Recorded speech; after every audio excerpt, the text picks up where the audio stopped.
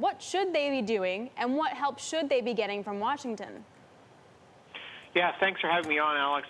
Yeah, I think the Fed should be doing all that it can to stimulate the economy in the current setting.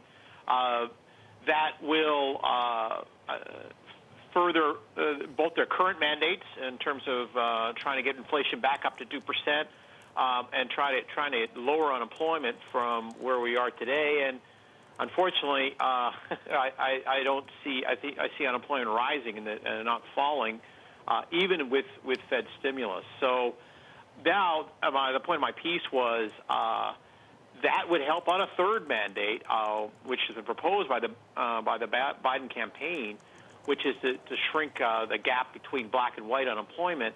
I think that's a valid goal in and of itself. But then the pursuit of that actually would just be beneficial for the economy, because that gap tends to be low when unemployment is low. Narayana, good morning from London as well. It was a great opinion piece, and you basically lay out why you think the Fed should also target racial equality. How exactly, concretely, can they do that? Well, I think the Fed has one tool, right, which is interest rates. And so, but I think the point is that by if it paid even more attention to the employment mandate than it has over the last 30 or 40 years, it would do more to further black-white equality in terms of lowering the gap between black and white unemployment.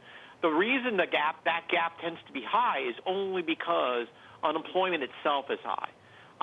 And if the Fed is willing to have easier monetary policy, say, to be concrete about it, I think if you look at 2015, when the Fed initiated the rate hikes, overall unemployment might have looked low, but if you look at the gap between black and white unemployment, that still was high. And so looking at that would have said to the Fed, okay, there's another reason on the table where you shouldn't be tightening policy. So I wonder how this plays into the conversation with real yields, which continue into negative territory. The last time they were this low, we were in the whole QE infinity world that you were in when it comes to the Fed. So I just wonder, how much more QE infinity are we going to need to kind of keep yields this low, and do real yields sink even lower at this point? Yeah, I think the Fed is going to be doing what it can to push real yields even lower. I think even longer-term yields. The challenge right now is we saw unemployment insurance claims come in earlier today. The U.S. economy, I think, is under severe challenges, and I think those severe challenges come from one source, which is our public has not been what it should be. As a result, we see this surge of cases around the country, unfortunately, surge of deaths now around the country.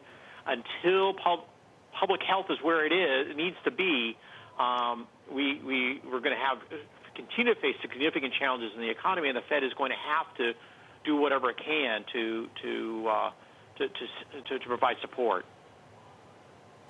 Narayana, what do you think should be in the next stimulus bill? So do we have a good enough understanding of the pressures that the U.S. economy is going through?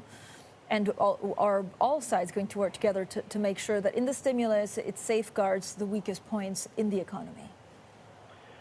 Yeah, I think that the challenges, I think, are that you're going to be facing a lot of people who are not going to be able to find jobs or are going to be losing jobs. You want to provide support to them in terms of spending.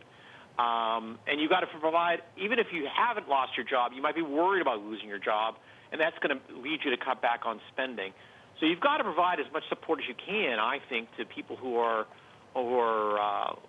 in the state of losing their jobs or have become unemployed. I think continuing the CARES Act, that $600 benefit is a good starting point, I think, for Congress to be looking at.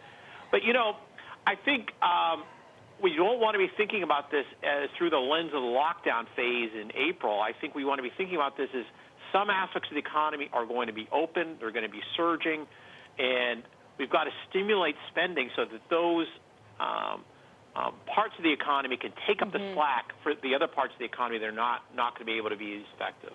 Yeah, you raise a good point in terms of stimulating actual demand. And we've seen companies kind of take money from the government for these grants and then lay off people anyway. So I guess my question is, what's going to make people spend? I mean, the saving rate keeps going higher. It doesn't feel like no matter what bonds the Fed buys, that's necessarily going to make someone go out and buy more clothes. Oh, I think we're seeing positive forces in car purchases. I think we're seeing positive forces in other interest rate sensitive sectors. It's it's an obviously very unusual recession, but still I think the same forces are going to be at work. People are going to refinance. They're going to have more money in their pocket. That's going to allow them to do more spending. People are going to be more willing to buy a car, to buy a house because interest rates are low. So all these same forces are at work. The problem is, of course, that you're fighting against a much larger tsunami of a recession than we faced back in 2007, 2009. I mean, for animal spirits, Narayana, to really take hold, do you also need, chief executives to feel a little bit better? And is that in lockstep with the consumer maybe feeling a little bit better and going out and shopping? Or is it, a different fabric that makes a chief executive give wage increases or spend on CapEx?